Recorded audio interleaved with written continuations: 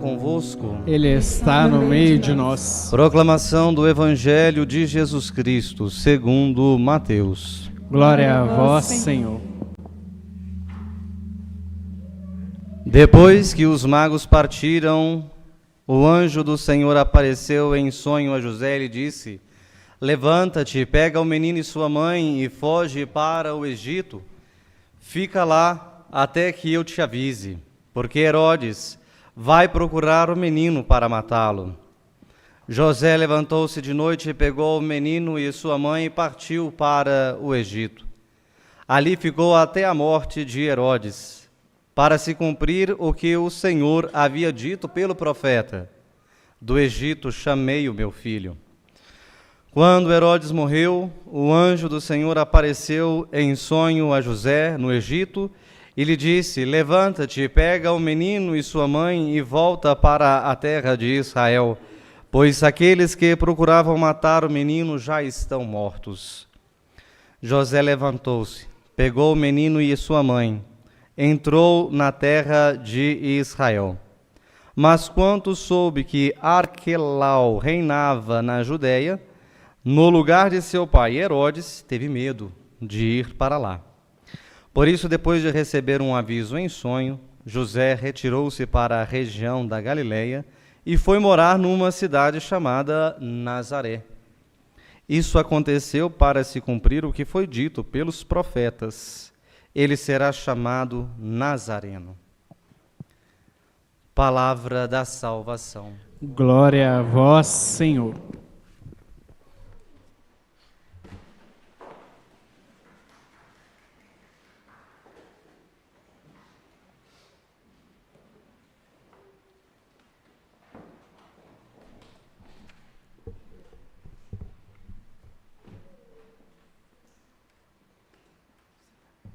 Podemos nos assentar.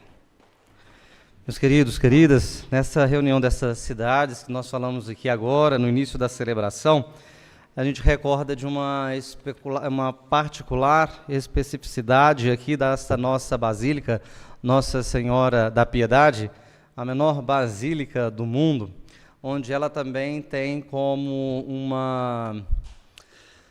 algo dado, uma orientação, né, foi oficializado assim alguns anos atrás, a gemalização, não sei se assim eu posso dizer, mas é para dizer que esta basílica aqui é como se fosse uma basílica gêmea da mãe lá onde ela está. Aqui temos uma pedra que todo dia 25, para lembrar também a anunciação do anjo, a gente coloca aqui na exposição, e esta pedra significa esta unidade entre essas duas casas, a casa histórica de Nossa Senhora e a casa também aqui de Nossa Senhora da Piedade, como padroeira de nosso estado.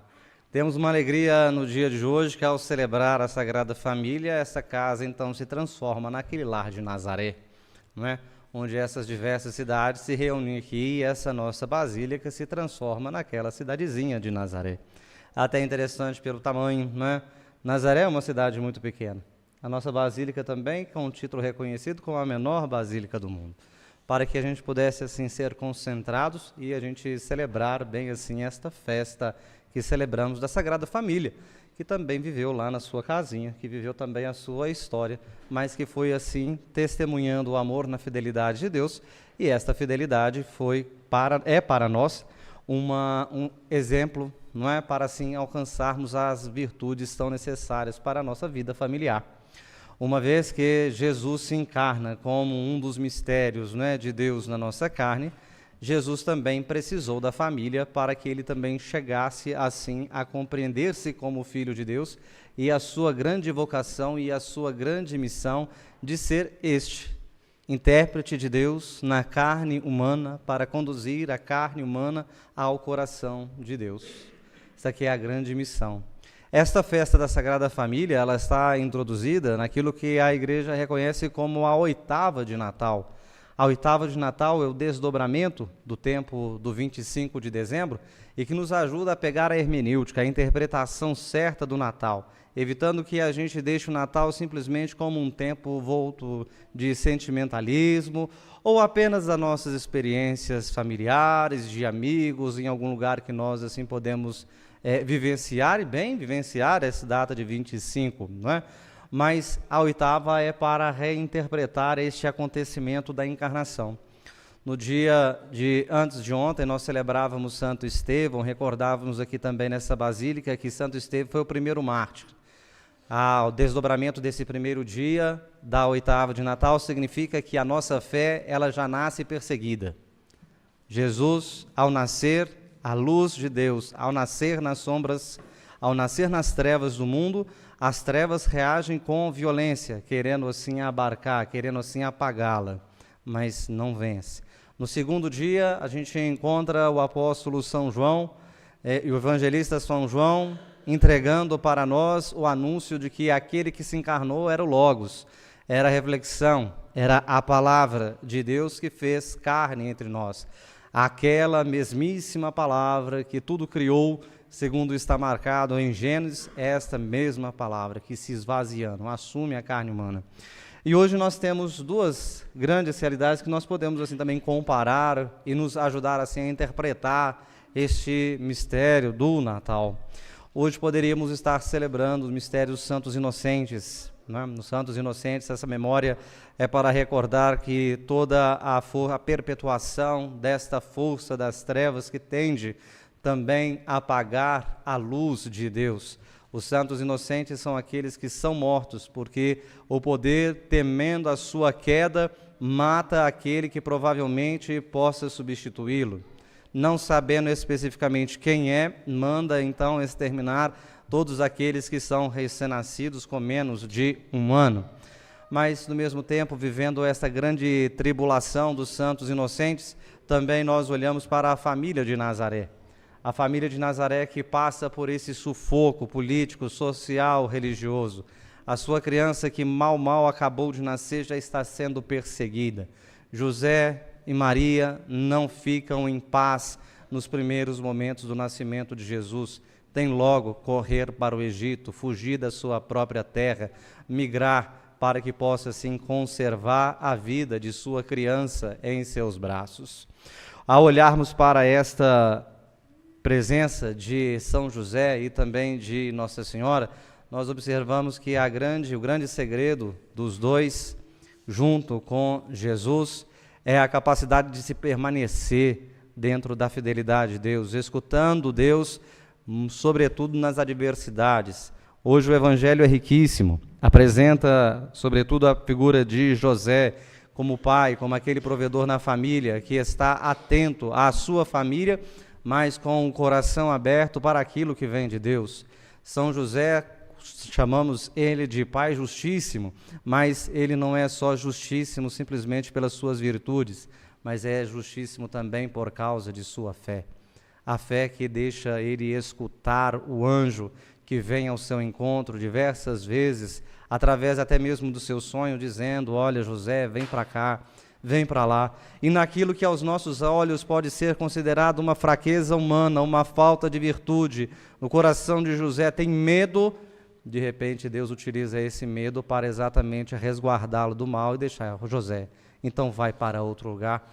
E depois, assim, os próprios evangelistas vão testemunhar, era preciso que isso acontecesse, pois ele deveria se chamar também Nazareno, cumprindo assim a promessa. Esse medo de José, essa falha que aos nossos olhos humanos podem assim parecer, na verdade se transformou numa grande providência de Deus para que a Sagrada Escritura, a própria promessa de Deus, fizesse assim plenitude. Queridos, adentrarmos dentro então desta casa pequena da Sagrada Família, é a gente recordar dessas virtudes que também são tão importantes para a nossa vida familiar.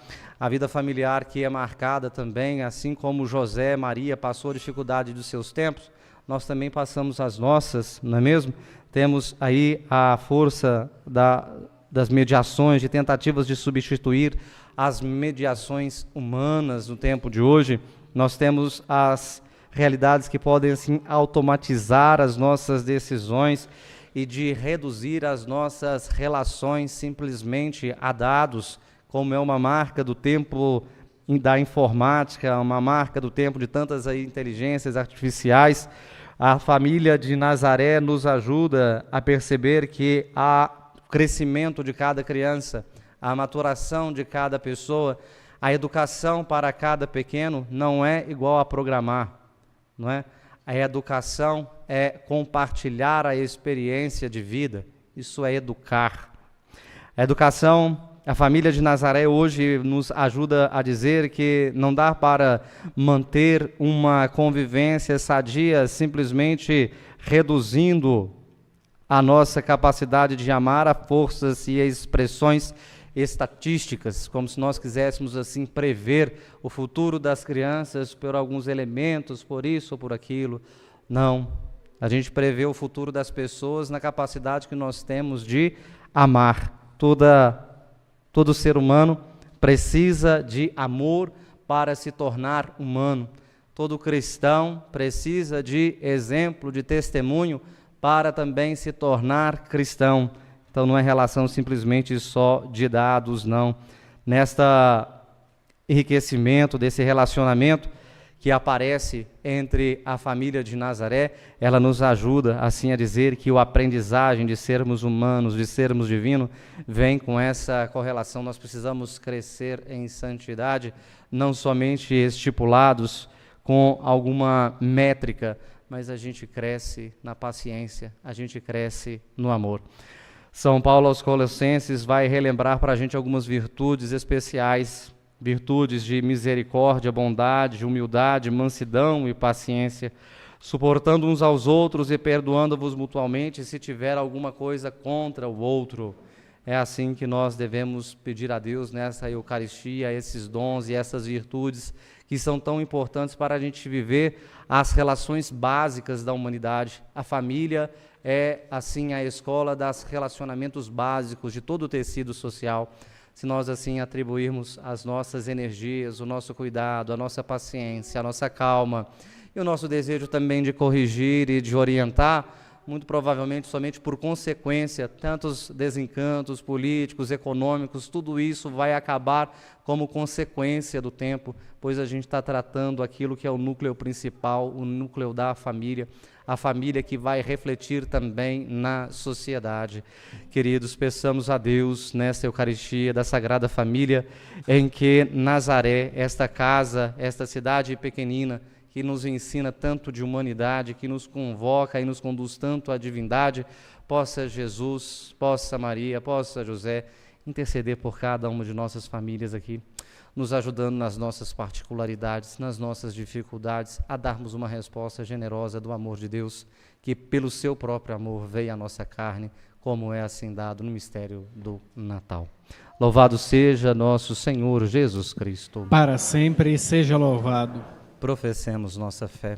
Creio em Deus Pai, Todo-Poderoso,